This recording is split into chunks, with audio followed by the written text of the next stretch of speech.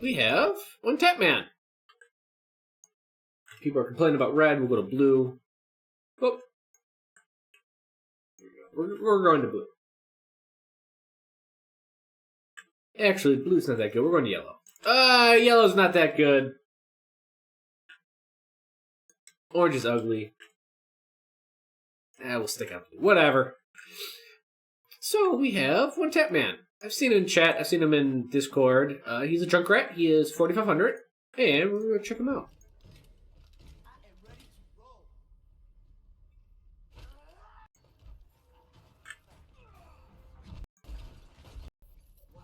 Went a little too far. There we go. Bam! Let's do this. So he triple jumps out of the gate. Just be careful, because if they got a Lucio Widow, you could die very quickly. And they do have a Widow.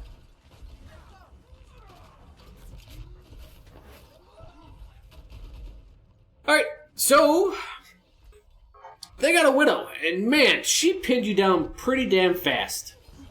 First of all, trap. Second of all, you switch to Widow.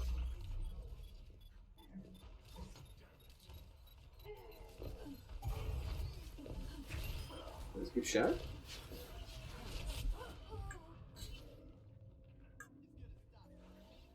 So quite aggressive. And that'll get you killed. It wasn't just the aggressiveness, it was the fact that you're pushing through the choke point as a Widow.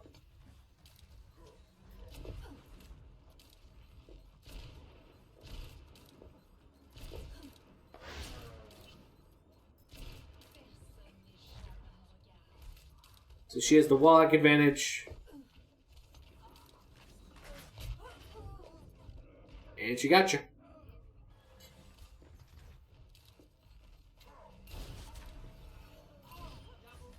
That was really nice on her part. Not much you could have done about that. She had you lined up right from the get-go.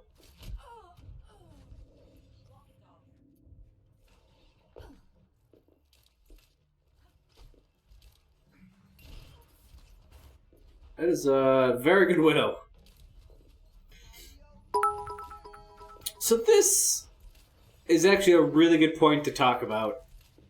And we'll watch the play some more.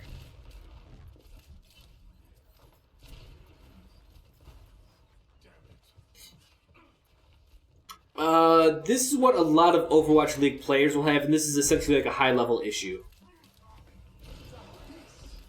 I feel like the Winston's right on it. Yeah, I think he heard it before too.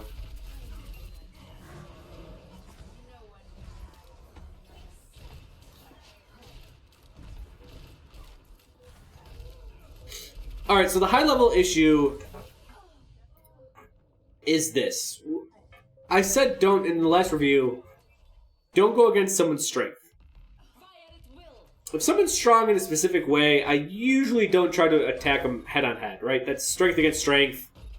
The problem is that strength isn't...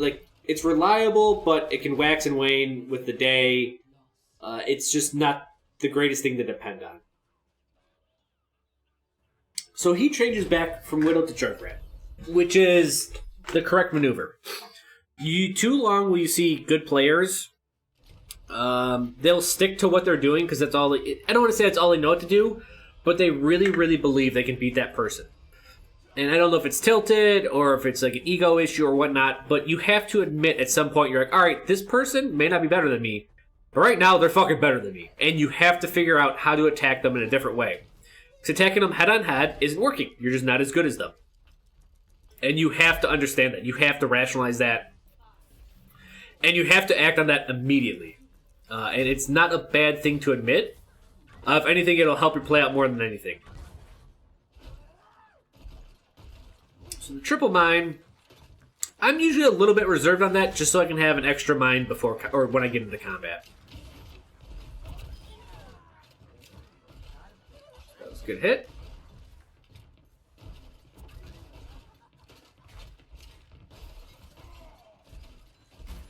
So you do have two people here. Cool.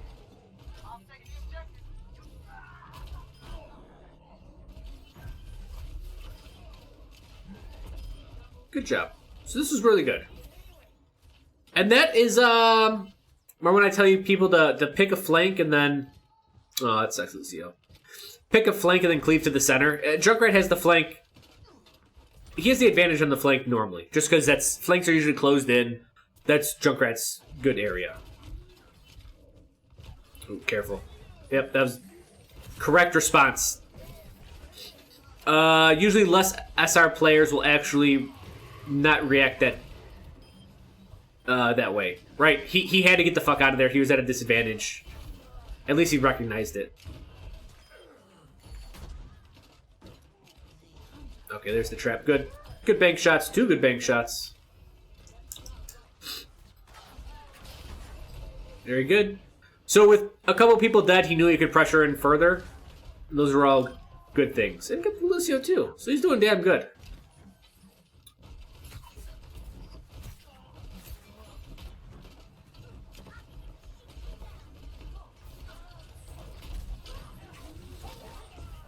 And then, that happens.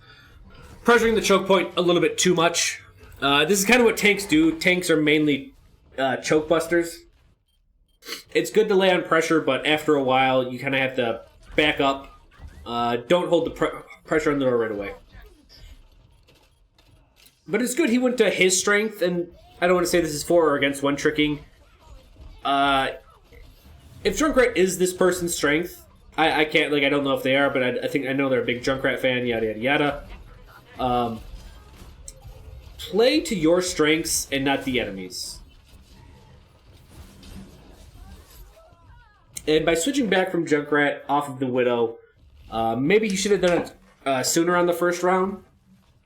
But you have to know when you're essentially outgunned, and find a new way to deal with it. And you can either deal with it in a bunch of different ways. And this is where tactics and strategy come into play.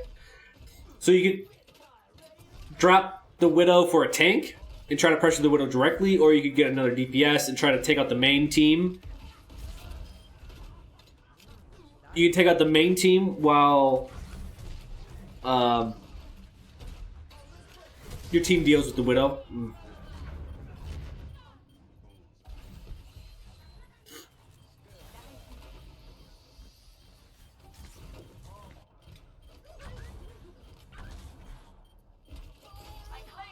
So I agree with this. His team is... Oh, this is Old Patch.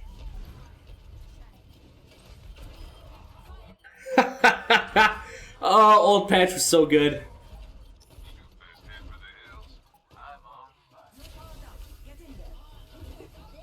The thing is why I always advocate for ulting like that My genius is if your team is taking the point, and you can tell your team can take the point, Tyre is faster than you are.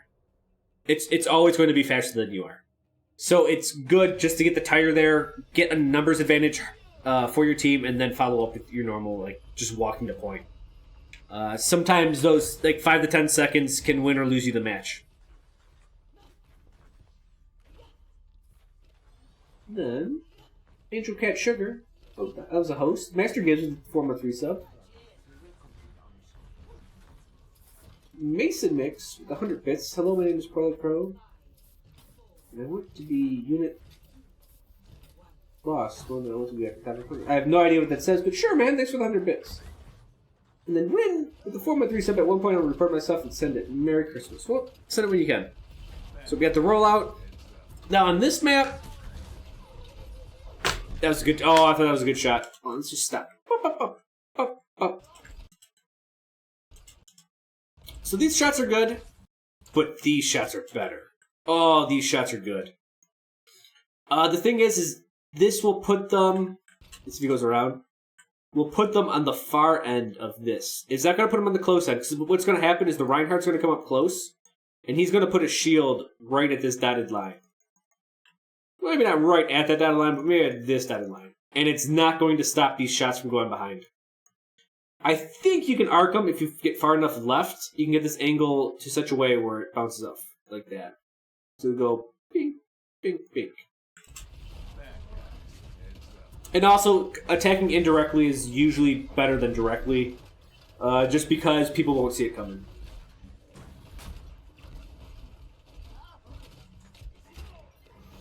Getting a health pack. And now he's picking the lanes. These are good. He then gives up. Never give up. I hate that. Just don't. Don't just stop not attacking.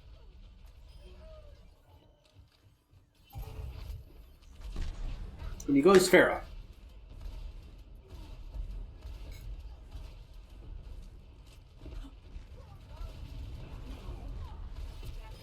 It's a good shot.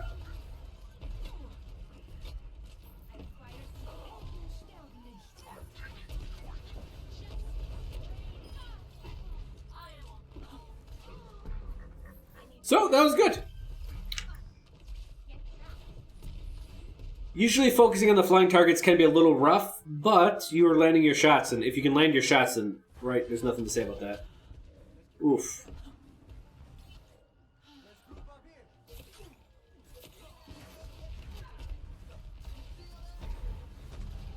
This is going to be dangerous. Yep. So, it's going to be hard to directly contest. Oh, you're alone. Good response. So, right there was a very, very good response, is that he turned around and looked around and was like, oh shit, I am surrounded by everything.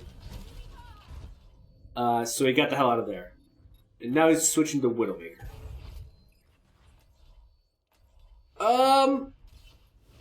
So you... What's their team? They got Lucio, Mercy, and you got...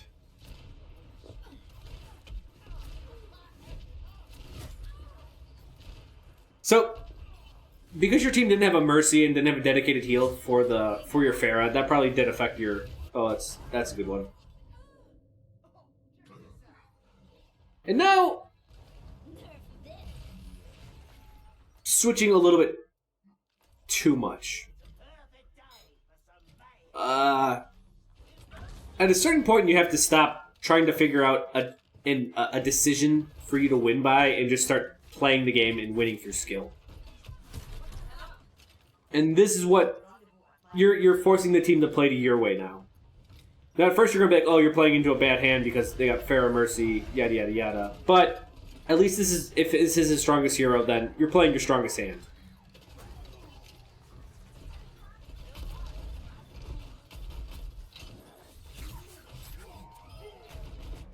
You got the hog.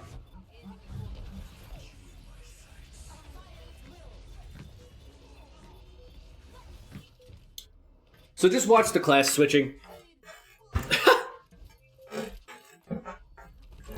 Oh, he went for something to get there mobility-wise.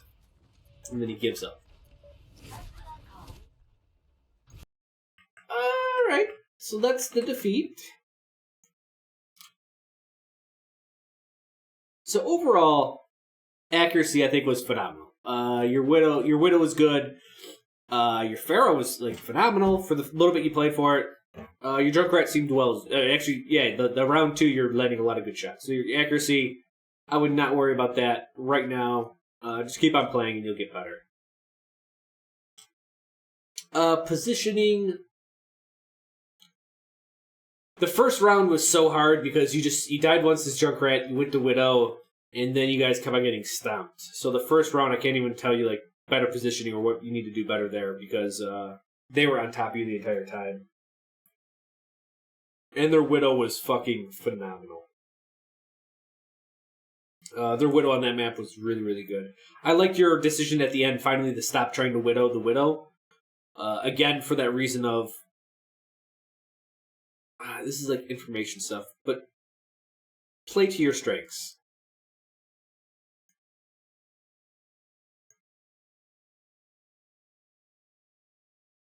I'll just use STG. Or STR. Play to your strengths. I cannot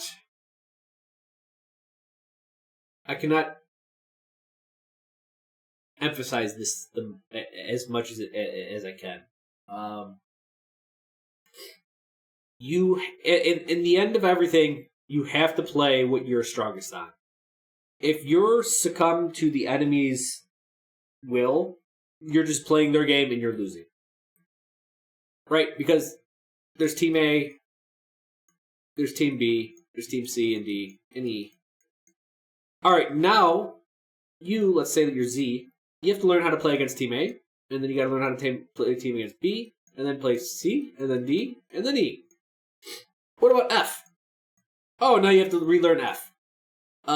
There's one common thing in all of this. You. Focus on you. If you can focus on you, you can force all of them to play against you and your strength. This is how you win.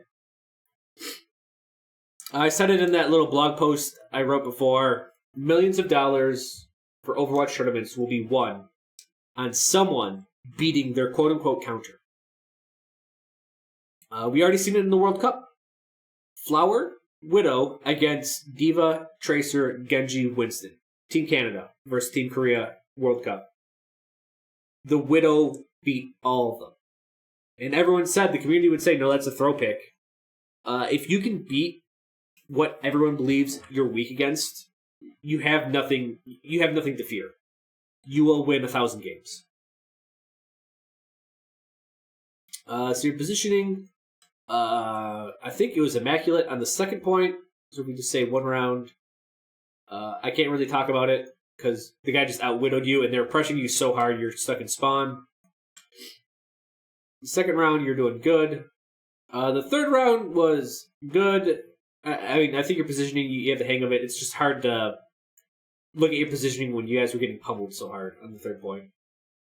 But for playing Pharah, like I expected you, like when you're stuck with everyone around you, good getting away from that, good positioning and good getting out of that bad position you were in. So I think your positioning overall is probably going to be good because when I saw it when you had the choice when and where to position, it was quite good.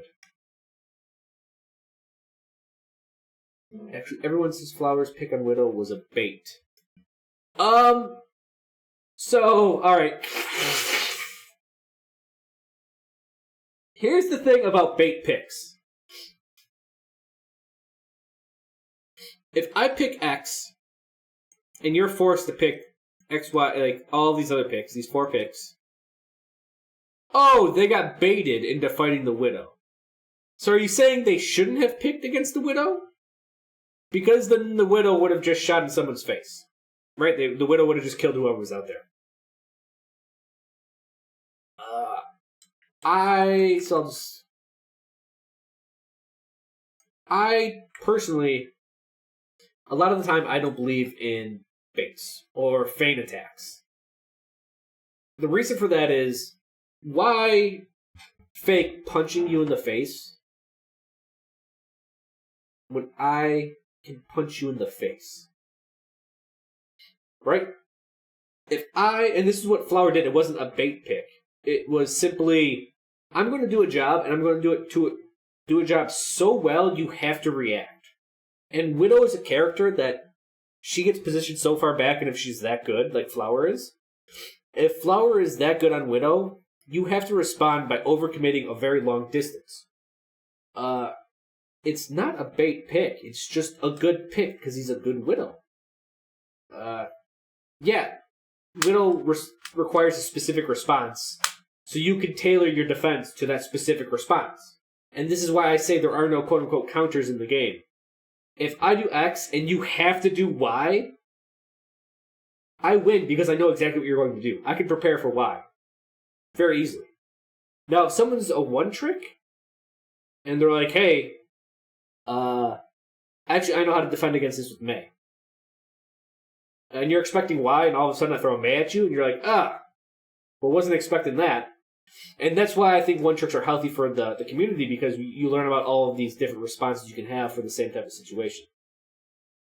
Again, it's not a bait pick. It's just a good strategy that you have to respond to. I think people are way too mind-gamey, and they think everything's like a bait or not bait or yada yada yada. It's just like, if I'm a good Junkrat and I force out a Diva, Pharah, Mercy, I didn't bait out that pick. You had to respond to it that way because I was being uncontrollable. Yeah. So I disagree with that whole thing about being a bait pick. Back to the review. So actually, I would say with this, he's a 4,500 Junkrat Trapmore. That's all I have to say. Information, I think you were fine. We talked about the interesting stuff. Strength versus strength. Understand when you've lost and you have to change your tactics. That's the biggest thing. Don't have so much pride that you keep doing the same thing, but don't have so little confidence that you don't keep doing the same thing.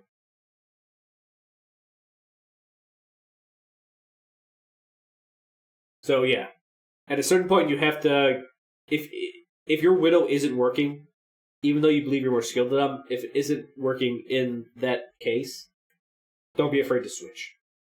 But then again, don't switch too much where you kind of lose your ults. You're so preoccupied with getting a decision-based advantage, like with hero versus hero, that you just forget about playing Overwatch.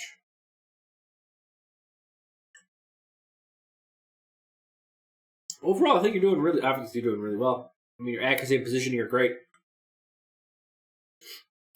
I think, yeah, I don't know.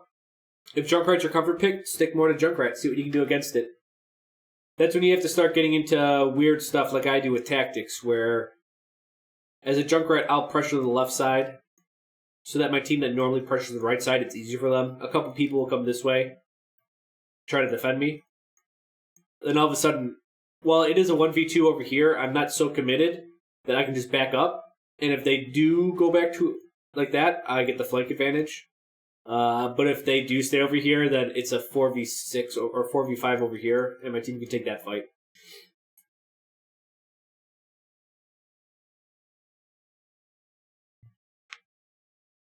So I think the next step would be adding in these tactics instead of just attacking head-on. I see that too much. I think most people in top 500 just attack head-on way too much. And so we've talked about it before. I mean, Sun Tzu says it, but like, I got my little chair here. And my power outlet there. I've always said, like, what most people do in Overwatch is that they push against this chair, like, straight down. You're like, wait a second. If you want to collapse this chair, just tip it over. Don't keep pushing straight down on it. It's rather ridiculous to attack in a way that the chair is super straight. Like, it's super strong. So, just stop attacking head-on against someone's strength. Never attack. If someone's strong, don't attack that way. That's all there is to it. I forget what... My Sun Tzu book's way over there. Yeah. Attack where the enemy is weak. You know, use your strengths, use their weakness, stuff like that. So that last point and the first point was kind of you guys just hitting the chair head on. You're like, why won't this collapse when we're attacking on it when it's the strongest? It's like, well, because it's the strongest. Stop fucking doing that. It's dumb. Yeah. So start applying that to your methodology. And don't think that it's only picks. By picks, I mean like what hero you're picking. People think tactically, it's like, oh, Pharah versus Soldier. All right, I won't go into that. That makes sense. It's like, no. Pharah can go into Soldier. Just don't fight the Soldier head on. If you leverage the way Pharah is strong, then she can beat Hitscan. Yeah.